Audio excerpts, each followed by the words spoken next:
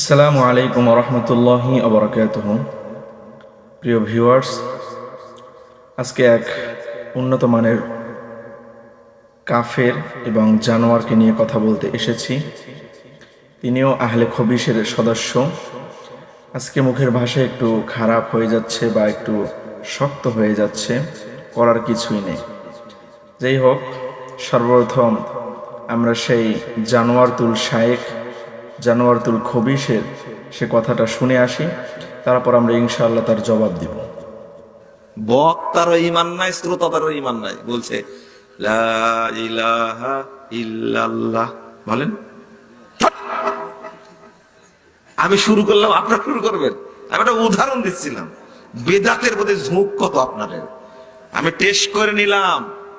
লা ইলাহা ইল্লাল্লাহ, শেষ বেলায় কি বলে? মুহাম্মাদুর রাসূলুল্লাহ। বুঝেননি কথা? এই ঝোঁকটা আপনাদেরও আছে, প্রমাণ হয়ে গেল। এই লোকগুলো কোথা থেকে আসছে? এই লোকগুলো, এদের ঝোঁকটা বেশি আছে। মোহাম্মদ মানুষ না ফেরেশতা না আল্লাহ? মানুষ। মানুষের নামে জিকির চলে।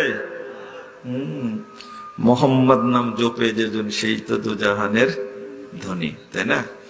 এই কাজী নজরুলের কবিতা চলবে না। জপা যায় কার নাম?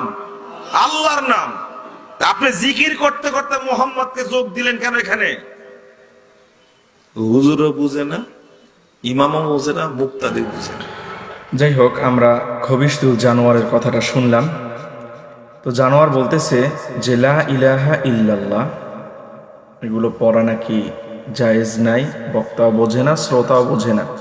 শেষে বলতেছে মুহাম্মাদুর রাসূলুল্লাহ। আমরা যখন জিকির করে থাকি তখন সর্বশেষে আমরা বলে থাকি লা ইলাহা ইল্লাল্লাহু মুহাম্মাদুর রাসূলুল্লাহ।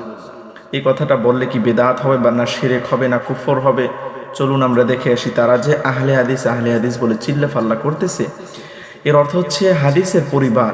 তাহলে তারা তো হাদিসকে অস্বীকার করতেছে। যেমন মিশকাত শরীফের ভিতরে বুখারী এবং মুসলিম শরীফ থেকে একখানা হাদিস নিয়ে আসা হয়েছে। وعن ابن عمر رضي الله تعالى عنهما قال قال رسول الله صلى الله عليه وسلم بني الإسلام على 5 شهادة أن لا إله إلا الله وأن محمد رسول الله وإقام الصلاة وإيتاء الزكاة والحج وصوم رمضان। সর্বপ্রথমই এই হাদিসের ভিতরে উল্লেখ করা হয়েছে লা ইলাহা ইল্লাল্লাহ ওয়া আন্না মুহাম্মাদার রাসূলুল্লাহ। তাহলে এটা যদি বেদাতি হতো, এটা যদি শিরক হতো, এটা যদি কুফর হতো, আল্লাহর সঙ্গে নবীর নাম মিশানো যদি কুফর হতো বা শিরক হতো বা গুনাহের কাজ হতো, তাহলে আল্লাহ পাক রব্বুল আলামিন তিনি তো এই কাজ করতেন না, এরকম মিশাতেন না। তাহলে এই যে জানোয়ার যে কথাটা বলল রাসূল সাল্লাল্লাহু আলাইহি ওয়াসাল্লামের ক্ষেত্রে, এখান থেকে আমরা বুঝতে পারি যে কোনো আলেম না। যদি আলেম হতো তাহলে রসুল আকরাম সাল্লাল্লাহু আলাইহি ওয়াসাল্লামের শান মান ইজ্জত তার জবানে ফুটে উঠত। তার জবান থেকে বের হয়েছে যখন তিনি লা ইলাহা ইল্লাল্লাহ বলতেছেন, শ্রোতারা যখন বলতেছে তখন তাদেরকে ধমক দেওয়া হয়েছে, বলতেছে বেদাতের প্রতি আপনাদেরও তো কম ঝোঁক না। এছাড়াও এই মিশকাতের ভিতরে আর একখানা হাদিস রয়েছে। وعن ابن عمر رضي الله تعالى عنهما قال قال رسول الله صلى الله عليه وسلم أمرت أن أقاتل الناس حتى يشهدوا أن لا إله إلا الله وأن محمد رسول الله। এই হাদিসের ভিতরে আল্লাহ তাআলার নামের সাথে সাথে রাসূল আকরাম সাল্লাল্লাহু আলাইহি ওয়াসাল্লামের নামের কথা উল্লেখ করা হয়েছে। তাহলে এবং সর্বশেষ যে কথাটা বলল যে মুহাম্মদ সাল্লাল্লাহু আলাইহি ওয়াসাল্লাম তিনি কোনো ফেরেশতা না, তিনি মানুষ। অবশ্যই তিনি মানুষ, তিনি সিরাতে আমাদের মতো মানুষ, সুরাতে আমাদের মতো মানুষ, কিন্তু সিরাতে আমাদের মতো মানুষ না। আকার আকৃতিতে তিনি আমাদের মতো হতে পারেন, কিন্তু তার সিরাত হচ্ছে আমাদের মতো না। আমরা যদি আমরা ঘুমাই তাহলে আমাদের অজু ছুটে যায় বা অজু চলে যায়, আমাদেরকে পরবর্তীতে অজু করতে হয়। কিন্তু রাসূল আকরাম সাল্লাল্লাহু আলাইহি ওয়াসাল্লাম তিনি ঘুমালে তার অজু ছুটতেন না। যেমন বুখারীর হাদিস, আম্মাজান আয়েশা সিদ্দিকা রাদিয়াল্লাহু তাআলা আনহার কাছে আল্লাহ রাসূল সাল্লাল্লাহু আলাইহি ওয়াসাল্লাম তিনি বলতেছেন আল্লাহ পাক রব্বুল আলামিন ইসলামের 1/3 জ্ঞান আম্মাজান আয়েশার কাছে রেখেছেন। সাহাবায়ে কেরাম রাসূল আকরাম সাল্লাল্লাহু আলাইহি ওয়াসাল্লামের স্ত্রী আম্মাজান আয়েশা সিদ্দিকা রাদিয়াল্লাহু তাআলা আনহার কাছ থেকে বিভিন্ন মাসলা বা ফতোয়া জিজ্ঞেস করতেন।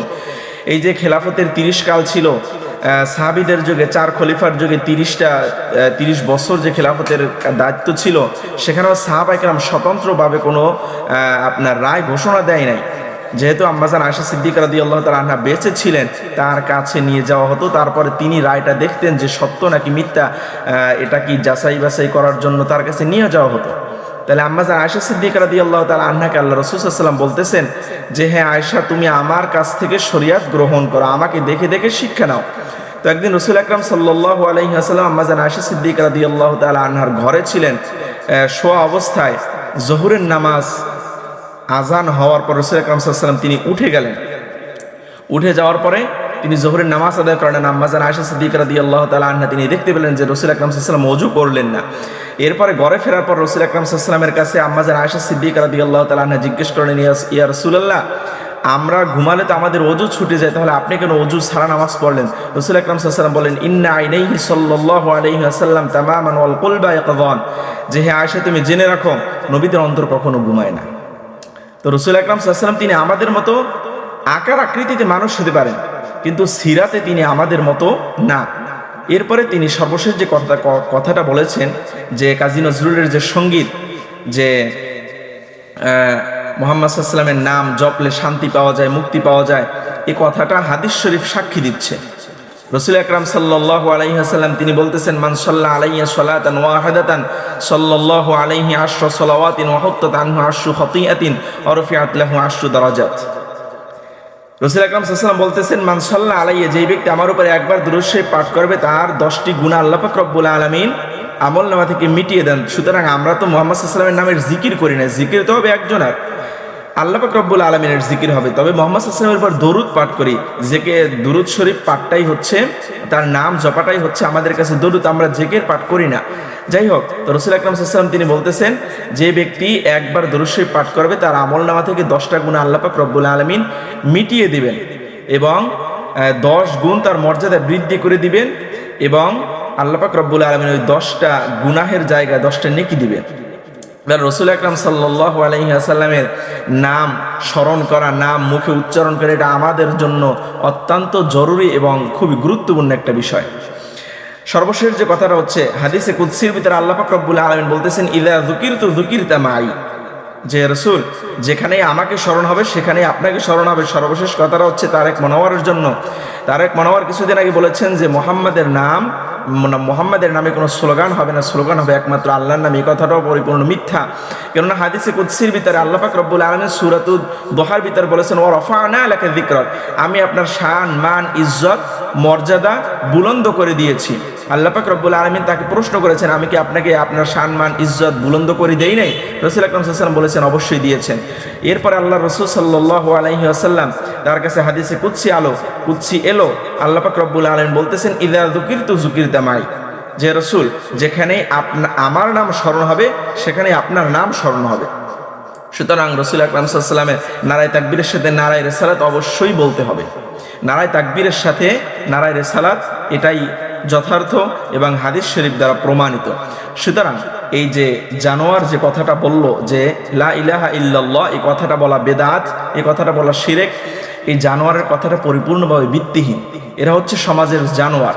আলেম হতে পারে, লেবাসে আলেম হতে পারে, কিন্তু তার চাইতে বড় আলেম ছিল ইবলিস শয়তান। ইবলিস শয়তান পৃথিবীতে এমন কোনো জায়গা নাই যেখানে সেজদা দেয় নাই। ঠিক তেমনিভাবে ওই সমস্ত আলেম ও ইবাদত বন্দিগিতে বহু পণ্ডিত হতে পারে, কিন্তু তাদের ভিতরে যদি রসুলের প্রেম, মোহাব্বত, ভালোবাসা না থাকে তাহলে ওই ইবাদত বন্দিগির কোনোই দাম নাই বা মূল্য নাই। সুতরাং এইসব জানোয়ারদের থেকে আল্লাহ পাক রব্বুল আলামিন আমাদেরকে যেন হেফাজত করেন। আমিন। ওয়া আখির দাওয়ানা আলহামদুলিল্লাহি রাব্বিল আলামিন। আসসালামু আলাইকুম ওয়া রাহমাতুল্লাহি ওয়া বারাকাতুহু।